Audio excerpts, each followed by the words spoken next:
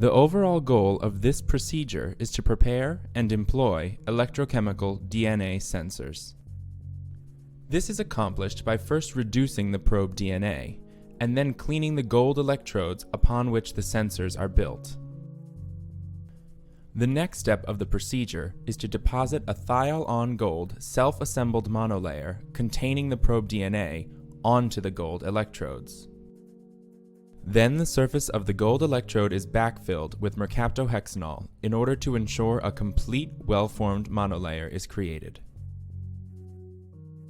The final step of the procedure is to employ the sensors in samples, such as buffer, urine, serum, or blood.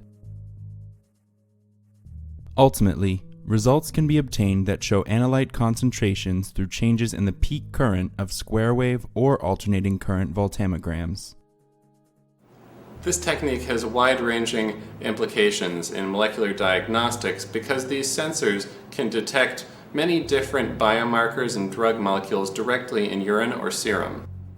Mr. Aaron Rowe, a graduate student in my research group, will be demonstrating the procedure. He'll be assisted by two postdoctoral fellows who work with us, Dr. Ryan White and Dr. Andrew Bonham.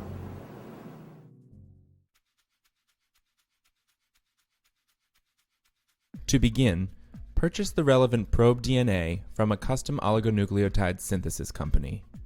The probe is modified during synthesis by the addition of a 6-carbon thiol at its 5' end and a redox-active methylene blue at its 3' end.